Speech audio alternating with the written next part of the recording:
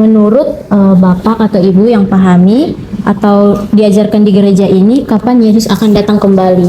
Apakah itu sebelum, saat, sesudah, atau sesudah masa milenium atau yang disebut dengan 1000 tahun? Dan seperti apa sifat kedatangannya itu? Itu pertanyaan pertama ya. Jadi kapan Tuhan Yesus akan datang kedua kali? Kalau menurut Alkitab, kita tidak pernah tahu kapan kedatangannya.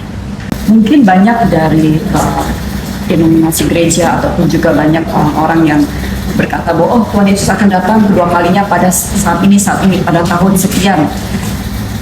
Dari saya seumuran kalian sudah dibilang bahwa kedatangannya sudah dekat. Bahkan sampai sekarang saya punya anak pun juga tetap katakan bahwa kedatangannya sudah dekat. Tapi kita tidak pernah tahu kapan kedatangan Tuhan Yesus kedua kali. Kita mengacu pada kitab ini ya, yang ayat 36 tadi. Tetapi tentang hari dan saat itu tidak seorang pun yang tahu. Jadi kita tidak pernah tahu kapan kedatangannya. Makanya kita selalu bilang berjaga-jaga, karena kita tidak pernah tahu kapan kedatangannya. Oke, untuk pertanyaan nomor 2 itu masih terkait dengan tanda-tanda zaman, di mana di kelas kami itu kami mempelajari tentang masa penderitaan atau tribulasi seperti yang Bapak jelaskan tadi. Nah, menurut pandangan Bapak atau Ibu, apakah jenis-jenis atau berbagai kekacauan di dunia ini yang saat ini yang sudah merupakan bagian dari masa tribulasi tersebut, atau Bapak Ibu melihatnya secara berbeda? Ya, memang keadaan dunia itu akhir zaman itu juga tanda-tandanya bisa kita lihat ya, dimana mata uang itu nanti akan bersatu, menyatu, dan di situ kita bisa melihat bahwa sekarang ini kita bisa lihat bahwa ada money cashless kan. Dan money cashless adalah kita nggak perlu uang secara tunai, tapi kita bisa pakai money cashless dengan handphone saja, kita bisa mudah gitu ya. Dengan QRIS kita dengan mudah. Jadi memang akan semua akan ditambah mudah, dibikin tidak dipersulit untuk masalah data kita sendiri. Jadi sekarang juga ada yang namanya program pasang chip pada sebelum manusia itu dipasang kepada binatang lebih dahulu kan, dicoba aja kepada binatang.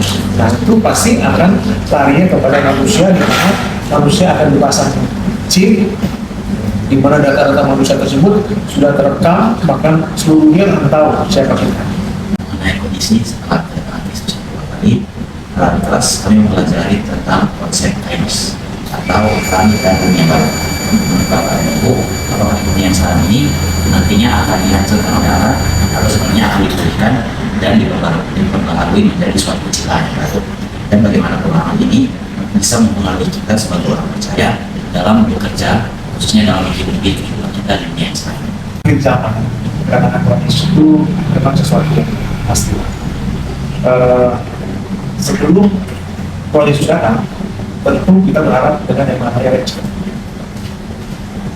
Rapture adalah kita diangkat, menyongsong mempelai pria kita, Yesus Kristus, kita sebagai pribadinya. Lalu kita mengatakan bahwa orang belajar tiba-tiba dalam sekejap mata sekian atom berdetik hilang, ya kan? Yang lagi berduaan hilang saat sendiri, artinya itu rapture. Nah, bagaimana dengan yang tidak diangkat? Ya kan?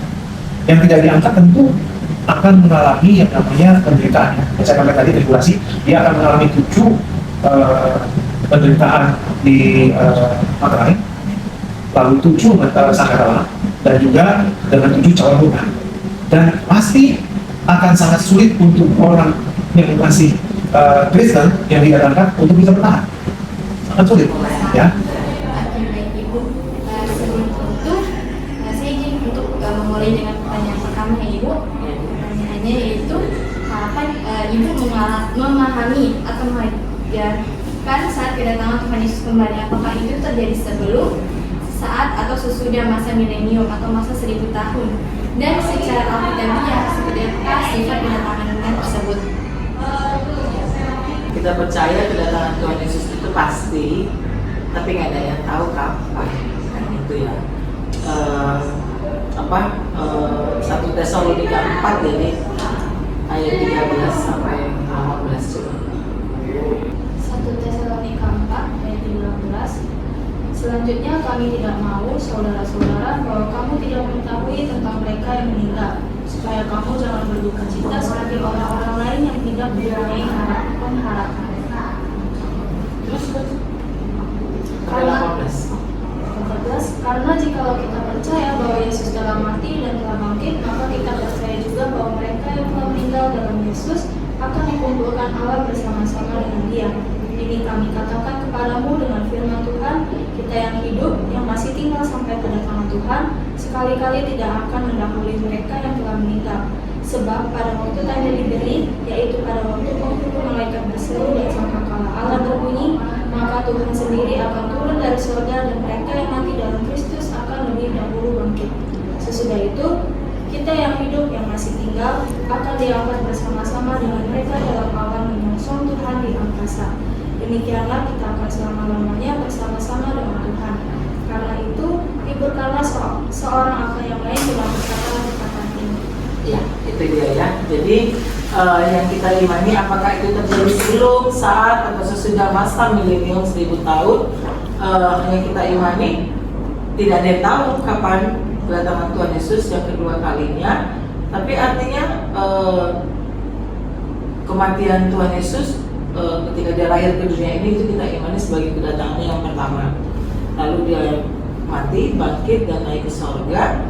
Dan Tuhan Yesus kan kasih pesan ya sama murid-muridnya, jangan takut, aku akan kembali, di rumah Bapa banyak tempat ya. Yohanes 14 itu ayat 1 sampai 3. Lalu kita diingatkan untuk ya, aku akan memberikan kepadamu roh yang menemanimu.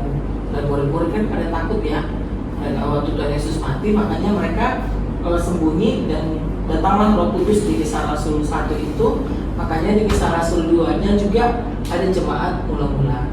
Di situ mereka mulai punya keberanian karena Roh Kudus sudah turun. Dan itulah yang kita imani. Sejak saat itulah gereja mula-mula itu ada sampai sekarang. Saya nggak paham banget masa milenium 1000 tahun atau apa. Tapi bagaimana kita imani kedatangannya, pasti datang, tapi nggak tahu kapan. Kapan kedatangannya kita nggak ada yang tahu, tapi kita persiapkan diri kita terus. Dan itu yang diimani di gereja KBP Protestan gereja KBP kita. Kita punya konfesinya KBP yang mengingatkan bahwa akhir zaman itu akan ada, tapi nggak ada yang tahu. Tapi persiapkan diri, dan cara-cara kedatangannya yaitu di dalam 1 Tesalonika 4 ayat 13 sampai 16. Itu. Ya, lanjut Kak. Baik Ibu, terima kasih. Jadi yang saya tangkap itu untuk akhir zaman itu pastinya akan terjadi ya. Dan untuk kapannya kita sendiri tidak tahu kapan Tuhan datang yang kedua kali.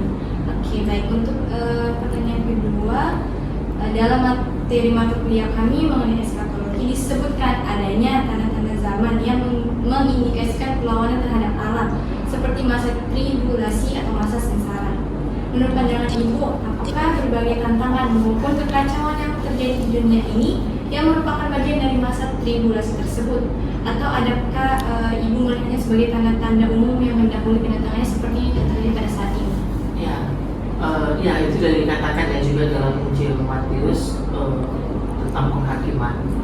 Ya, dibilang akan ada nanti nabi-nabi palsu, bencana alam, banjir, gempa bumi, itu sebagai tanda-tanda akan akhir zaman. Ya, tapi gimana pun artinya itu sebagai warning ya, peringatan untuk kita untuk mempersiapkan diri apa yang kita perjuangkan di dunia ini. Ya, pastinya kita kembali ke rumah Bapa di surga. Pertanyaan yang terakhir Ibu, mengenai kondisi setelah kedatangan Kristus. Dalam pelajaran dalam kelas kami mempelajari konsep kainos atau langit dan bumi yang baru. Menurut Ibu, apakah dunia sekarang ini nantinya akan dihancurkan secara total oleh Allah, atau sebenarnya akan dipulihkan maupun diperbaharui menjadi ciptaan yang baru? Dan bagaimana pemahaman ini mempengaruhi cara kita sebagai orang yang percaya dalam bekerja dan menjaga dunia yang sekarang ini?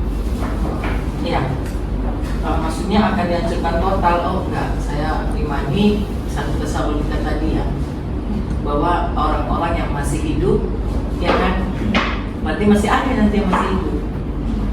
Ya, orang-orang yang sudah mati, orang-orang yang percaya, yang setia. Ya, semua nanti orang mati ini akan dibangkitkan, yang setia dibawa ke atas ke surga, yang enggak dapat penghakiman kekal. Itu artinya dia nggak dapat dibawa ke surga. Ya, tapi kita yang masih hidup kan dibilang tadi ya, kita akan dibawa, diangkat. Dalam iman Kristen, pembahasan tentang kedatangan Kristus yang kedua kali, tanda-tanda akhir zaman, serta langit dan bumi baru seringkali memunculkan berbagai perbedaan pandangan. Ada yang menekankan urutan peristiwa secara detail, seperti pengangkatan, masa tribulasi, dan kerajaan 1000 tahun secara literal. Namun, ada juga yang lebih menekankan bahwa kesiapan iman tanpa perlu berfokus pada peristiwa eskatologis. Dari perbedaan ini, kita belajar bahwa perbedaan pemahaman bukanlah suatu untuk dipertentangkan, melainkan untuk memperkaya cara kita melihat firman Tuhan. Hal yang paling penting dan menjadi kesepakatan utama adalah bahwa kedatangan Kristus kembali adalah hal yang pasti dan waktunya tidak kita ketahui. Mengenai tribulasi dan tanda-tanda akhir zaman, kami juga melihat dua pendekatan yang berbeda. Ada yang mencoba mengaitkan perkembangan dunia modern saat ini seperti teknologi dan sistem global dengan nubuatan Alkitab. Di sisi lain, ada juga yang melihat berbagai peristiwa seperti bencana dan kesulitan hidup sebagai peringatan agar manusia bertobat dan berjaga-jaga karena Tuhan semakin dekat. Berdasarkan hal ini, kita diingatkan bahwa tanda-tanda zaman bukan untuk menakut-nakuti, tetapi untuk menyadarkan kita. Mengenai langit dan bumi yang baru adalah pengharapan Kristen, bukan hanya tentang akhir dari dunia ini, tetapi tentang pembaruan yang sempurna. Kita tidak hanya menantikan tempat yang baru, tetapi kehidupan yang baru bersama Tuhan. Refleksi penting bagi kita adalah bahwa pengharapan akan masa depan seharusnya mempengaruhi kehidupan kita hari ini. Jika kita percaya akan adanya pembaruan, maka kita juga dipanggil untuk hidup sebagai manusia baru mulai sekarang. Seperti tertulis dalam 2 Korintus pasal 5 ayat 17. Jadi siapa yang ada di dalam Kristus, ia adalah ciptaan baru.